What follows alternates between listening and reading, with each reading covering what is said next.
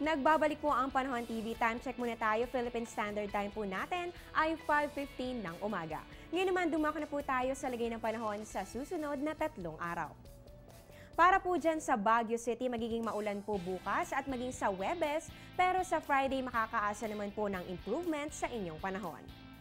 Dito naman sa atin sa Metro Manila, naku, paghandaan po natin ang posibleng maulang panahon. Yan po ay bukas at sa Thursday, pero sa Friday unti-unti na rin pong gaganda ang ating weather.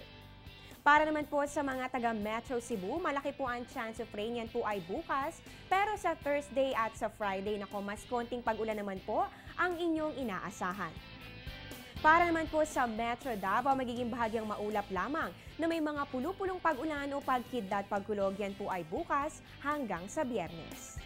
At panghuli na lang po natin sa may Zamboanga City, magiging partly cloudy rin po with isolated rain showers or thunderstorms simula bukas hanggang sa Friday. Ngayon alamin naman natin ang agwat ng temperatura sa tourist destinations ng bansa. Diyan po sa Vigan at maging dito po sa Anilao, Batangas, magkapareha po ang temperatura na may 24 to 32 degrees Celsius. At dito naman po sa Banawe Rice Terraces, napakalamig pa rin po dyan. Yan po ay 15 to 22 degrees Celsius.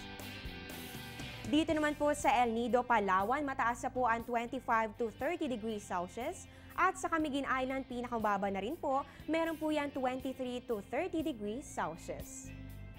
Ang bawat gawain may kanya-kanyang timing para madali itong magampanan. Tamang oras ang katapat niyan, kaya ito pong aming mga paalala sa inyong paliligo pagkatapos ng ehersisyo.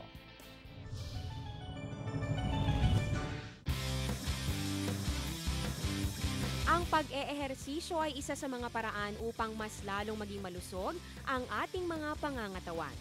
Ngunit kaagapay sa pag-eehersisyo ay ang kalinisan. Mainam mag-cool down o mag-antay ng 10 hanggang 15 minuto o maaari rin hanggang 30 minuto pagkatapos mag-ehersisyo bago maligo. Ito'y nakakatulong upang ang heart rate at ang temperatura ng katawan ay manumbalik sa normal pagkatapos mag-workout. Nararapat din na ang tubig na gagamitin sa pagligo ay nasa normal temperature lang. Hindi gaano kainit at hindi gaano kalamig dahil maaaring magdulot ito ng pagkahilo. Ang tamang oras sa pagligo pagkatapos mag-ehersisyo ay makakatulong upang makaiwas sa pananakit ng ulo at iba pang maaaring maging problema sa kalusugan, kaya atin itong pakatatandaan.